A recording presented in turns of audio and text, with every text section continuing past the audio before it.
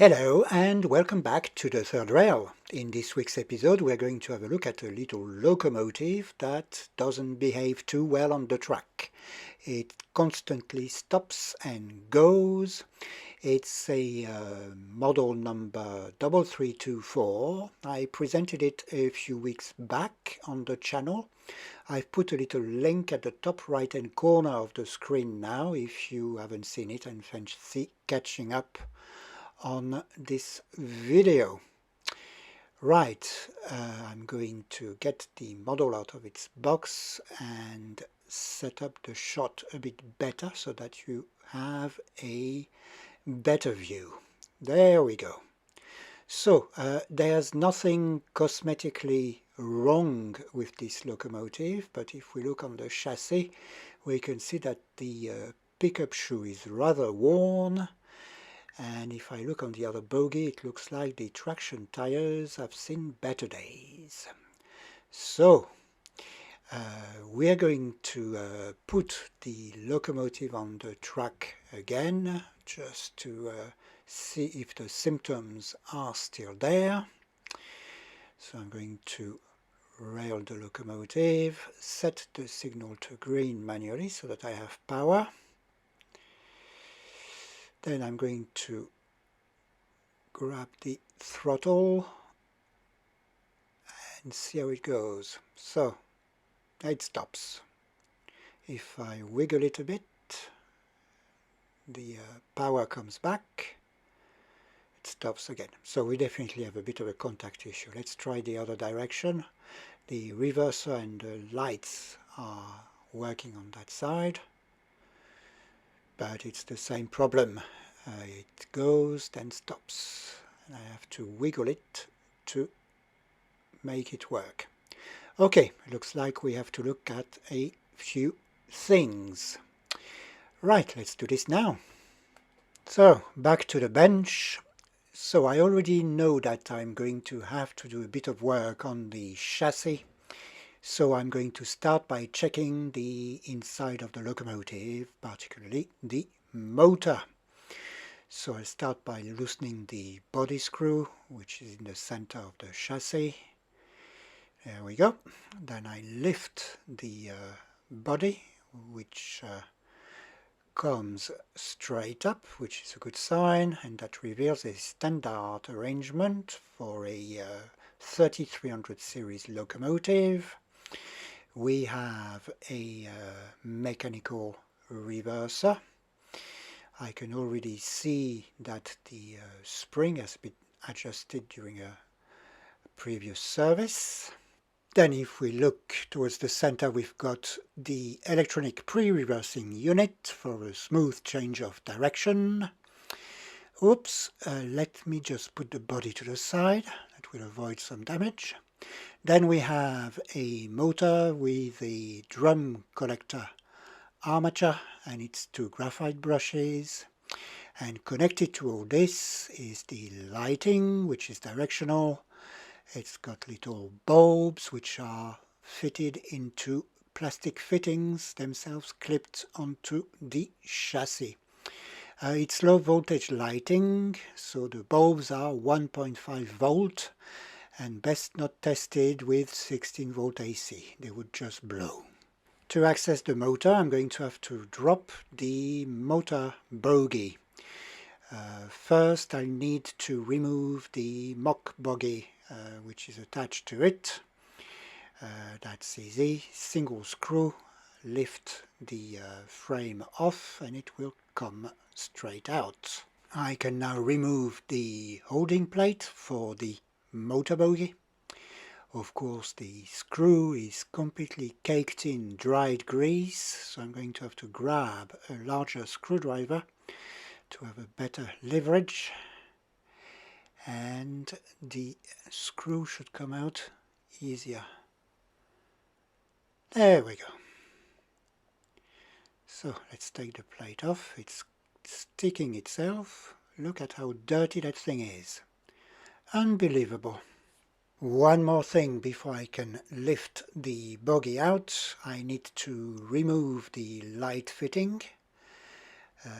It is simply clipped onto the chassis, so it's a matter of pulling it, and it should come out eventually. Then we can gently put it to the side, and we can look at lifting the bogey. In this model it comes up. We need to try and slide the axle towards the center of the chassis up, then swivel the motor bogey in the process, and then the rest of the bogey should follow upwards.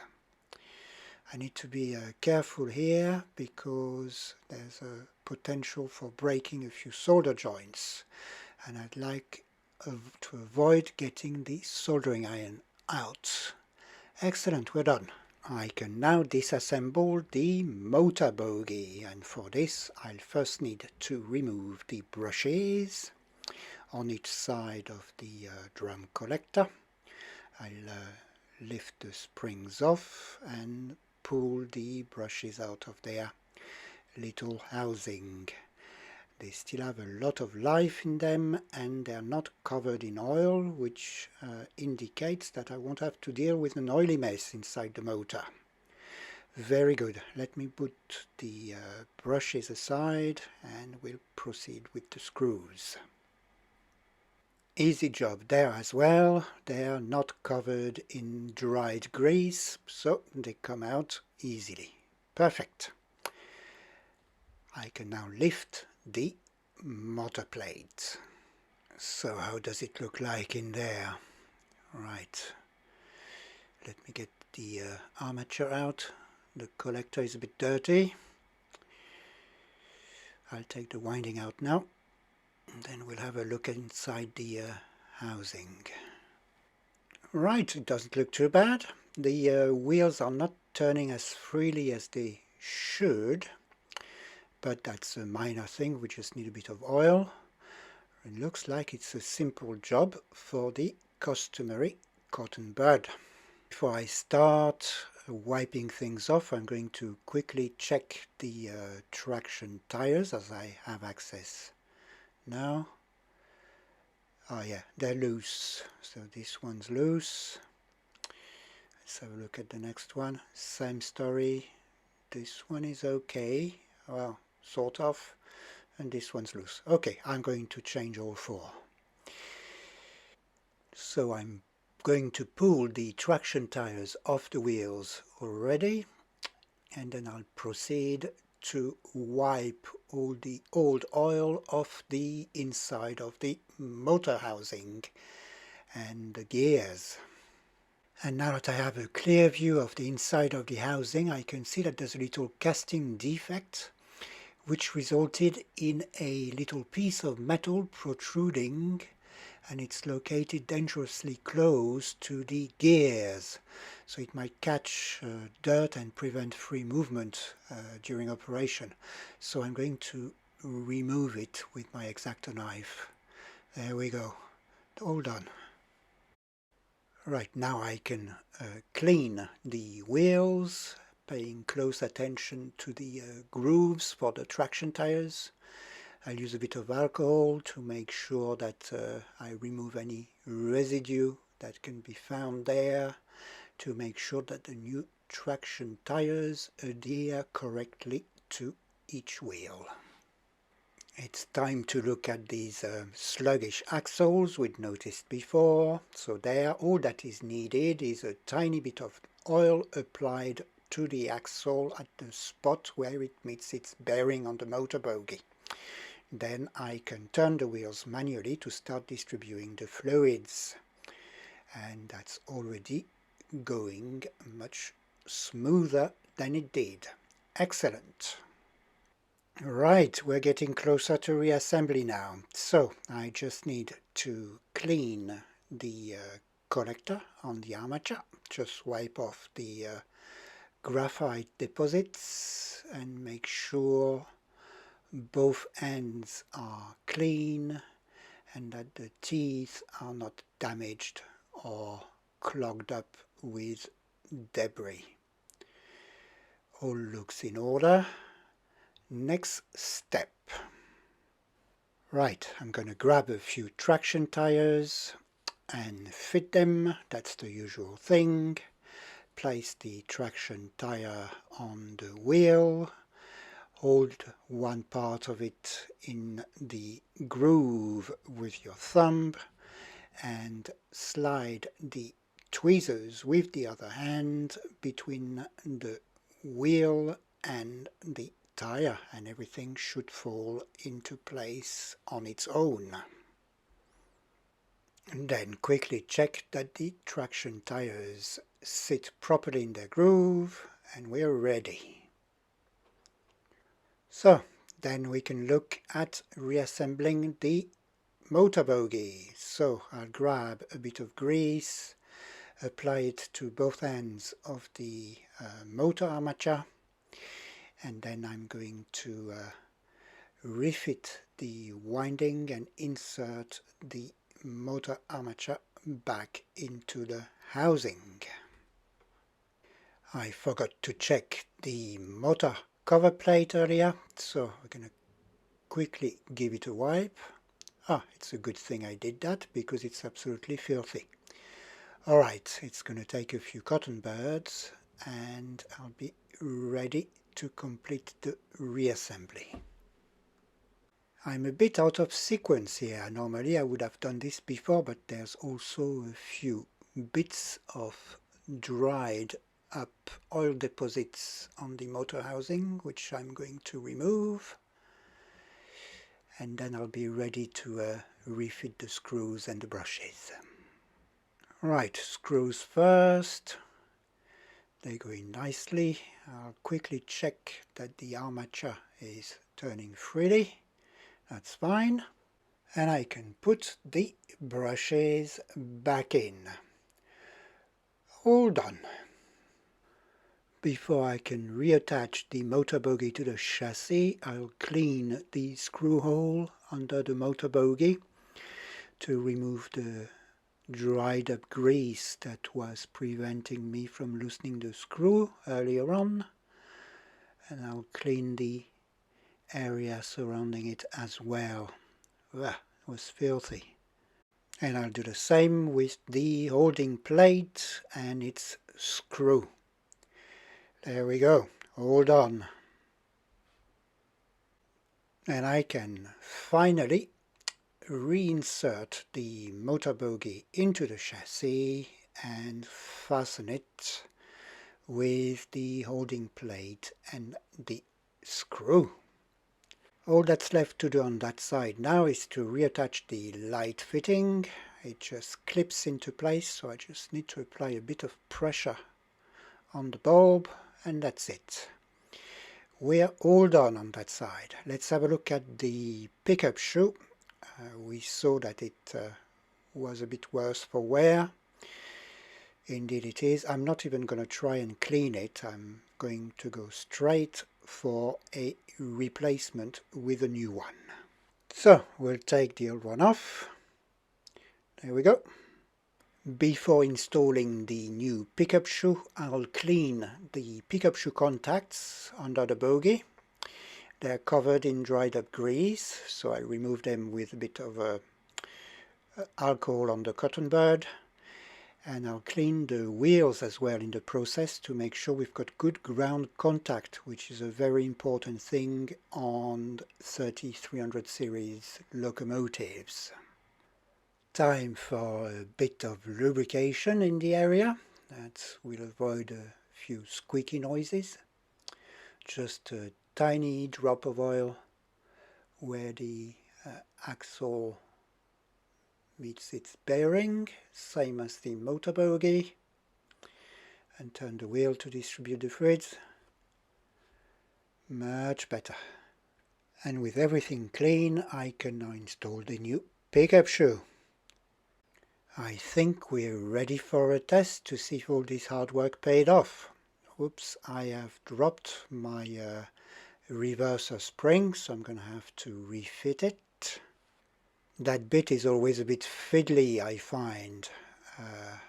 I usually grab the spring and attach one of its eyelets to one of the hooks on the reverser. I have very poor eyesight, so I always end up dropping things at that stage. There we go, it's attached. And now that it's in this shape, I can hold that end with my finger and attach the other eyelet to the hook on the reverser. And we're all done. Right, it's time for a bit more lubrication. And it's the usual one drop on each gear. And we can turn the wheels manually to start distributing the oil. And the rest will be done during the test. Right, let me just move the camera. There we go. Adjust it a bit. Let me grab the throttle. The reverser's working. We're going forward, backwards. We are slowing down, crawling here because we've got a braking section on the track. The locomotive accelerates now and it's going up the ramp. Yes, whoops, I'm going a bit too fast. Let me bring the locomotive back.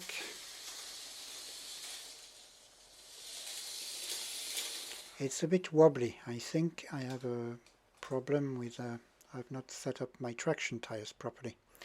Let me have a closer look. Yeah, I was right. The traction tires are not sitting properly in their groove. I just need to slide the flat side of my screwdriver around the wheel to push them a bit further in their groove, taking care of not damaging the traction tire in the process. Yeah, that's done. Let's put the locomotive back on the track to check if it runs a bit better. And yes, that's fine. I'm not sure you could see it, but I could. Yeah, it's fine now. Let me try a few more back and forths to make sure that nothing obvious is out of order. No, we're fine. Okay, final reassembly now. So I can reattach the mock bogey cover, check that the pantograph screws are tight enough, and then reattach the body. And we're ready for the traditional run-in, 10 minutes in each direction. That's to allow the fluids to distribute properly and reach the places they're meant to be attached to, and also to check that the locomotive is negotiating the curves and turnouts properly. If it wasn't, it would indicate that something is catching, for example, a cable somewhere inside the locomotive. But in this case, this isn't happening, so I think we can call this a job done. As I am never servicing locomotives without a need for them, you will have guessed that a running session featuring a few Dutch locomotives and rolling stock is on the cards. So we've reached the end of the video for today. I'd like to thank you very much for watching. It's very much appreciated. Thank you very much to all the subscribers who found the content interesting enough to subscribe and activate their notification bell to be notified of new uploads on the channel. It's all very rewarding and this keeps me going. Many thanks again for this. But for now, bye and see you soon on the channel.